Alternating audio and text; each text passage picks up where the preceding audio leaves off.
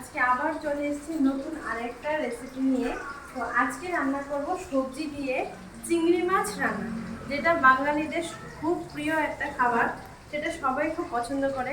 তার জন্য আমি এখানে বেগুন, এখানে টমেটো কাঁচা, হালকা কাঁচা পাকা, পুরো পাকা না, এরকম একটা টমেটো নিয়েছি। আর এখানে একটা গোটা আলু নিয়েছি।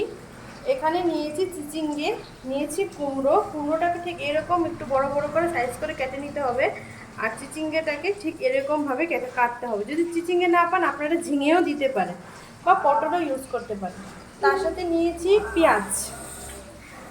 তো আমি মাছটাকে ভাজতে দিয়ে দিয়েছি কড়াতে, যেহেতু সময় নষ্ট করবো না, অনেকটা বড় ভিডিও হয়ে যাবে, তো তার জন্য আমি কড়াতে মাছটা দিয়ে দিয়েছি। তো এখানে কড়াতে মাছটা দিয়ে দিয়েছি, মাছটা ভাজা হচ্ছে। তো সেটা তো সবাই জানে, মাছ বাজার থেকে এনে কেটে ধুয়ে সেটা রান্না করতে হয়, সেটা তো আর নতুন করে বলার কোনো কিছুই নেই। তো তার জন্য আমি এখানে মাছটাকে কড়াতে দিয়ে দিয়েছি। তো এখন মাছটাকে প্রায় ভাজা হয়েই গেছে, এখন মাছটাকে আমি তুলে নেব। তুলে আমি এতে পেঁয়াজ দিয়ে দেব। তো আমি মাছটাকে এখন ভাজা হয়ে গেছে, এখন মাছটা আমি তুলে নিচ্ছি। হালকা করে ভাজতে হবে, বেশি ফ্রাই করলে সেটা ভালো লাগবে না, একদম রাবারের মতো হয়ে যাবে। তার জন্য একটু হালকা করে ভেজে নিয়েছি। মাছটা আমার ভাজা হয়ে গেছে, এখন আমি কড়াতে দিয়ে দেবো পেঁয়াজ। এখানে আমি গোটা দুটো পেঁয়াজ কেটে রেখেছি, আমি সেই পেঁয়াজটা এতে দিয়ে দেবো। আপনারা চাইলে এর থেকে কম বা বেশি দিতেই পারেন। তো আমি এখানে গোটা পেঁয়াজ দুটো দিয়ে দিয়েছি, এখন পেঁয়াজটাকে আমি ভালো করে ভেজে নেব।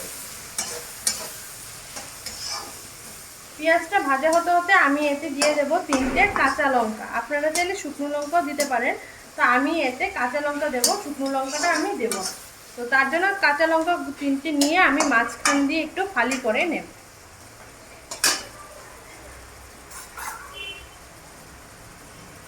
মাঝখান দিয়ে ফালি করে নিচ্ছি, না হলে লঙ্কাটা দিয়ে ঝালটাও বেরোবে না, আর ছিটকে পড়ার চান্স থাকে।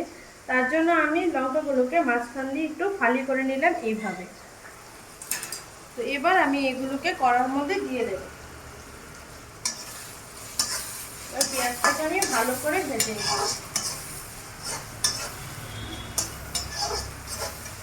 পেঁয়াজটাকে ভালো করে ভাজতে হবে, আর একটু ভাজা হবে।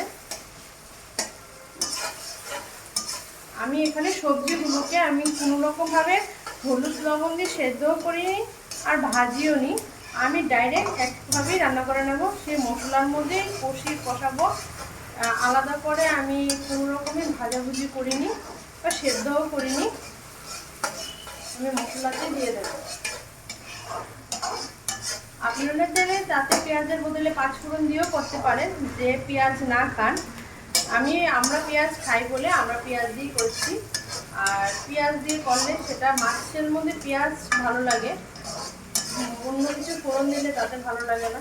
তবে যাদের সমস্যা আছে, প্রবলেম হয়, ওরা পেঁয়াজের বদলে পাঁচফোড়ন বা মেথি বা কালো জিরে এইসব দিয়েও খেতে পারে। তো পেঁয়াজটা আর একটু ভাজা হবে, তারপর এতে আমি মশলাগুলো দিয়ে দেবো।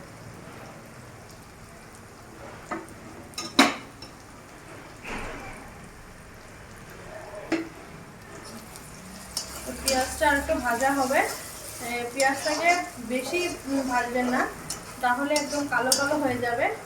একটু হালকা আছে পেঁয়াজটাকে ভালোভাবে ভেজে নিতে হবে, যাতে ঝোলটা ভালো কালার আসে, সেরকমভাবে পেঁয়াজটাকে ভাজতে হবে। পেঁয়াজের সাথে সাথে দেখতে হবে কাঁচা লঙ্কাটাও যেন ভালো করে ভাজা হয়। আর এখন আমি তেল এখানে বেশি দিইনি, সেই মাছ ভাজার তেলের মধ্যেই আমি পেঁয়াজটাকে দিয়ে দিয়েছি। আমি বেশি তেল এতে দিইনি, আপনারা চাইলে কম বেশি করতেই পারেন, তাতে কোনো সমস্যা নেই। আমি এখানে ভালো করে পেঁয়াজটাকে আরেকটু ভেজে নেব। এই মশলাটা করে দেবো, আগে পেঁয়াজটাকে আমি ভাজবো। তো পেঁয়াজটা যখন হালকা ভাজা হয়ে যাবে, তাতে আমি টমেটোটা দিয়ে দেব। এখানে আমি টমেটোটা পুরো পাকা নিইনি, তাহলে পুরো পাকা নিলে টমেটোটা গলে যেতে পারে। আমি হাফ কাঁচা হাফ পাকা যে টমেটোটা থাকে আমি ওটা নিয়েছি। আপনারা চাইলে কাঁচা টমেটোও দিতে পারেন, আবার পাকা টমেটোও দিতে পারেন। তো আমি এখন টমেটোটা ওতে দিয়ে দেব। এখানে আমি 3টে বড় সাইজের টমেটো নিয়েছি, আপনারা চাইলে বড় সাইজের 2টো নিলেও হবে।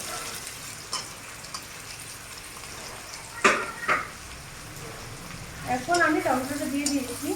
এখন আমি টমেটোটাকে পেঁয়াজের সাথে ভালো করে একটু কষিয়ে নিই। টমেটোটা যাতে ভালোভাবে একটু কষে যায়, জলটাও একটু বেরিয়ে যায়, তার জন্য আমি এতে দিয়ে দেব 1 চামচ লবণ আর 1.5 চামচ হলুদ। তো এখানে আমি দিয়ে দিচ্ছি 1.5 চামচ হলদে আর 1 চামচের মতো লবণ আমি এতে দিয়ে দেব।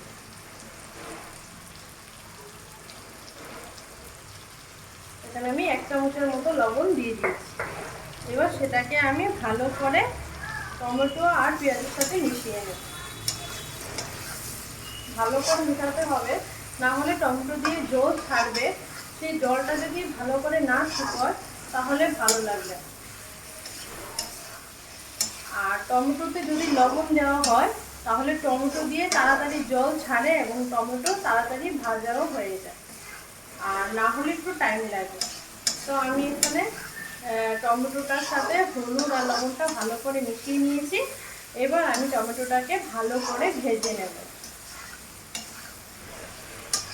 আপনারা চাইলে আর একসাথেও করতে পারেন, তবে এইভাবে করে খেলে ভালো লাগে, এতে ভালো একটা ফ্লেভার আসে, যেটা আমি পাচ্ছি আপনারা পাবেন না। আপনারা যখন রান্না করে খাবেন তখন অবশ্যই সেই ফ্লেভারটাও পাবেন, আর সেটা খুব ভালো লাগে। তো টমেটোটাকে একটু হতে দেব তেলের মধ্যে, যাতে টমেটোর থেকে জলটা ভালোভাবে ছেড়ে যায়। তো এখানে টমেটো দিয়ে প্রায় মোটামুটি জল আমার ছেড়ে দিয়েছে। এবার আমি এতে মশলাগুলো দিয়ে দেবো, না হলে বেশি ভাজলে টমেটোটা গোটা গোটা থাকবে না, সেটা একটু গলে যাবে। তো তার জন্য আমি আর এটাকে ভালো করে আর ভাজবো না। এখন আমি এতে জল আর মশলাটা দিয়ে দেবো। সবার আগে আমি একটু জল দিয়ে দেবো, না যেহেতু আমি এখানে পাউডার মশলা ব্যবহার করি তার জন্য আমি একটু জল দিয়ে নিচ্ছি। আপনারা যদি শিলনোড়ায় বেটে নেন তাহলে আর আগের থেকে জল দেওয়ার দরকার নেই। আমি এখানে 1/2 কাপের মতো জল দিয়ে নিয়েছি। এবার আমি এতে মশলাগুলো দিয়ে দেবো, এক এক করে মশলাগুলো দিয়ে দিচ্ছি। তো সবার আগে আমি প্রথমে দিচ্ছি 1 চামচ 1.5 চামচ জিরে পাউডার, তার সাথে দিচ্ছি 1.5 চামচ ধনে পাউডার, আর তার সাথে দিচ্ছি 2 চামচ লঙ্কা গুঁড়ো। আপনারা চাইলে কম বেশি দিতেই পারেন। তো এবার আমি এটাকে মশলার সাথে ভালো করে মিশিয়ে নেব। আমরা বাড়িতে এভাবেই রান্না করে বলে আমরা এভাবেই খাই। আপনারা কীভাবে রান্না করে খান সেটা অবশ্যই বলবেন। তো আমি এটাকে মশলার সাথে টমেটো, পেঁয়াজ, কাঁচা লঙ্কা সব একসাথে মিশিয়ে নিচ্ছি। এবার সেটাকে একটু হতে দেব, জলটা শুকিয়ে যাবে। জলটা শুকিয়ে গেলে আমি তাতে মাছটা দিয়ে দেব। সবটা জল শুকাবে না, হালকা একটু জল শুকিয়ে গেলে আমি তাতে মাছগুলো দিয়ে দেব। তারপরে আমি বাকি সবজিগুলো একে একে দিয়ে দেব। এখানে ভালো একটা কালার এসছে, যেহেতু মশলাগুলো দিয়েছি, তেলটাও ছাড়ছে, এখানে ভালো একটা কালার আর ভালো একটা ফ্লেভারও আসছে। এখন আমি এখানে 1 বাটি মাছ রেখেছি, আমি এই সবকটা মাছ আমি এতে দিয়ে দেব। এখানে আমি সব মাছ দিয়ে দিয়েছি। এবার আমি এটাকে মশলার সাথে মিশিয়ে নেব। এখানে আমি সবকটা মাছ ভালো করে মিশিয়ে নিচ্ছি। মশলার সাথে ভালো করে কষতে হবে, না কষলে সেটা ভালো লাগবে না, ভালো করে কষাতে হবে।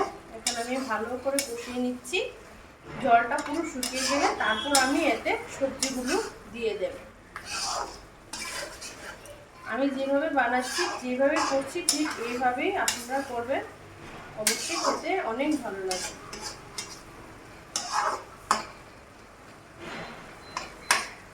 তো এখানে আমি এভাবে একটু দিয়ে রেখে দিয়েছি, যেহেতু একটু জলটা একটু শুকোবে, একটু শুকানোর পর আমি এতে একে একে সব সবজিগুলো দিয়ে দেব। তো এখানে আমার জলটা শুকিয়ে তেলটা ছেড়ে দিয়েছে। তো এখানে আমি সবার আগে আলুটা দিয়ে দেবো, যেহেতু আলুটা একটু শক্ত, একটু সেদ্ধ হতে টাইম লাগবে। এখানে আমি গোটা একটা আলু বড় সাইজের নিয়েছি, আপনারা ছোট হলে দুটো সাইজের নেবেন বা আপনাদের যেরকম দরকার সেরকমই নেবেন। এবার আমি সেটাকে একটু ভালো করে মিশিয়ে নিচ্ছি, মশলার সাথে ভালো করে একটু মিশিয়ে নেব। যেহেতু আলুটা একটু শক্ত, একটু সেদ্ধ হতে টাইম লাগবে, তার জন্য এটাকে মশলার সাথে আলুটাকে আগে মিশিয়ে নিচ্ছি, তাড়াতাড়ি সেদ্ধ হয়ে যায়। এইভাবে মিশিয়ে নিতে হবে। এবার আমি একে একে বাকি সবজিগুলো এতে দিয়ে দেব। তো তারপরে এতে দিয়ে দিচ্ছি বেগুন। এখানে আমি 3টে বেগুন নিয়েছি, এতে দিয়ে দিচ্ছি। তারপর এখানে নিয়েছি হাফ একটা কুমড়ো, এখানে দিয়ে দিচ্ছি। তারপর এখানে চিচিঙ্গাটা আমি দিয়ে দিচ্ছি। আপনারা চাইলে এখানে চিচিঙ্গার বদলে ঝিঙেও দিতে পারেন বা পটলও দিতে পারেন, যদি আপনারা চিচিঙ্গে না খান তো, আর খেলে দিতে পারেন।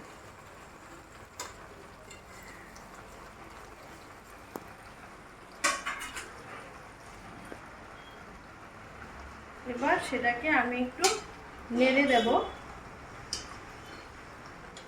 হালকা হালকা হবে, নাড়তে হবে, না হলে পড়ে যাবে। এইভাবে একটু নেড়ে একটু ঢেকে দিতে হবে জল দিয়ে, যাতে সবজিটা সেদ্ধ হয়ে যায়, তখন সেটা এমনিতেই সেদ্ধ হয়ে যাবে। তো আমি এখানে বেশি আর নাড়লাম না, এবার আমি এতে জল দিয়ে এখন ঢেকে দেব।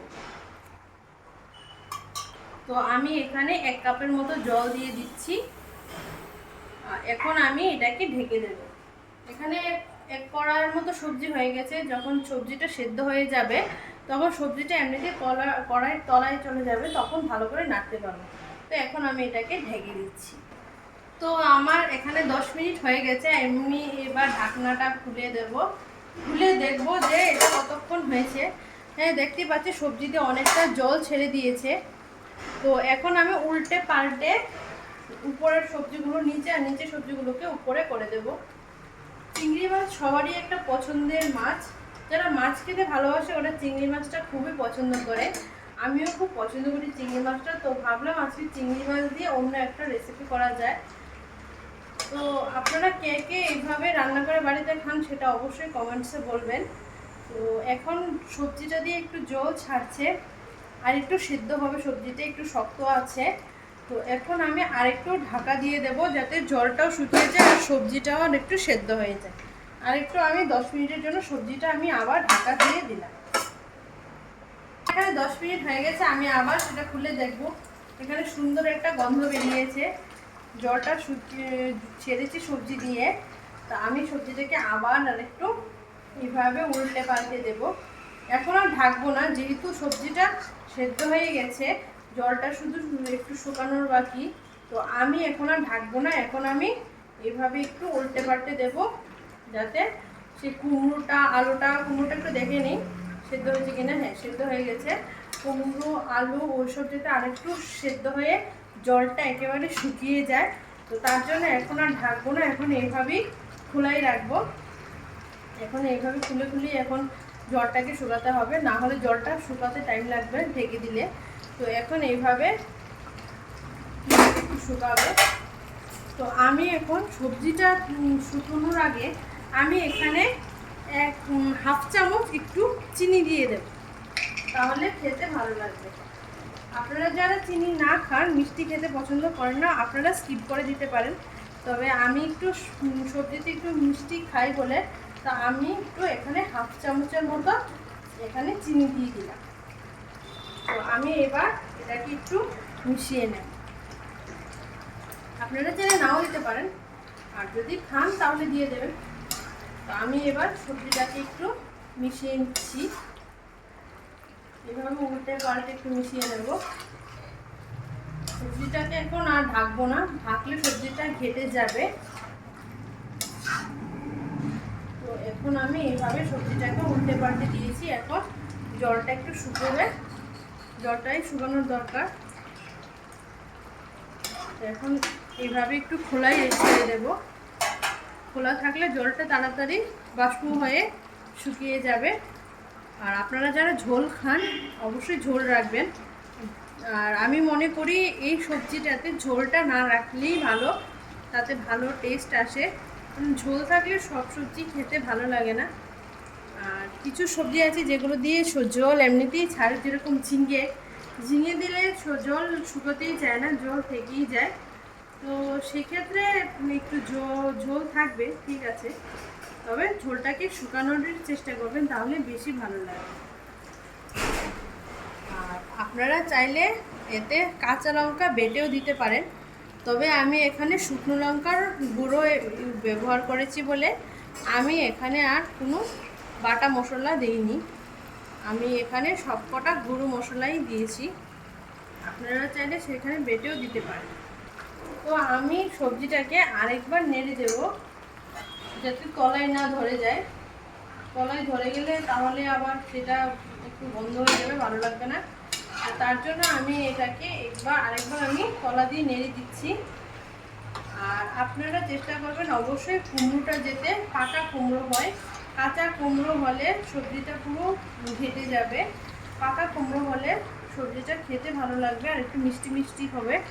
তো এখন আমি একটু নেড়ে দিয়েছি, এবার জলটা শুকিয়ে যাবে, একদম ঝোল আমি রাখবো না। তো জলটা শুকিয়ে যাওয়ার জন্য আমি এভাবে খোলা ছেড়ে দেবো, আর ঢাকবই না, এতে ঢাকা দেবো না। আর আপনারা চাইলে এতে আরও সবজি অ্যাড করতে পারেন, যদি আপনাদের মনে হয় আপনাদের ঘরে আরও সবজি আছে আপনি দিতে পারেন, বা এর থেকে কম সবজি দিয়ে বানালেও হবে। আর আপনারা যে যে সবজি খেতে ভালোবাসেন সেই সবজি দিয়েও বানাতে পারেন, সেটা সবাই বানায় বাড়িতে। চিংড়ি মাছ দিয়ে আমরা অনেক রকমের রেসিপি জানি, তবে আমি আজকে এটা আপনাদের সাথে শেয়ার করলাম। আর আপনারা কিভাবে বাড়িতে রান্না করেন সেটা অবশ্যই কমেন্টসে জানাবেন। আর আপনাদের কাছে নতুন কোনো রেসিপি থাকলে সেটা আমাকে বলবেন, আমি সেটাও ট্রাই করব। আর সেটা কিভাবে করতে হবে সেটাও অবশ্যই কমেন্টসে বলে দেবেন, আমি সেইভাবে করব। তো আমি সবজিটা আরেকবার নেড়ে দেব, যেহেতু তলা দিয়ে ধরে দিতে পারে, তার জন্য আমি একটু সবজিটা তলা দিয়ে একটু তুলে তুলে দিচ্ছি, যাতে সবজিটা নিচে দিয়ে ধরে না যায়। আর আপনারা যদি চান অবশ্যই ধনেপাতা দেবেন। আমার মাকে ধনেপাতা খেতে ডক্টর মানা করেছে বলে আমি এতে ধনেপাতা দিলাম না। আপনারা চাইলে ধনেপাতা এতে দিতে পারেন, তাতে আরেকটু ফ্লেভার ভালো আসবে আর খেতেও ভালো লাগবে। তো আমার সবজিটা আরেকটু জল সেদ্ধ হবে, আরেকটু জলটা শুকিয়ে যাবে। তো জলটা আরেকটু শুকিয়ে গেলে তারপর আমি নেড়ে তারপর আমি এটাকে নামিয়ে নেব।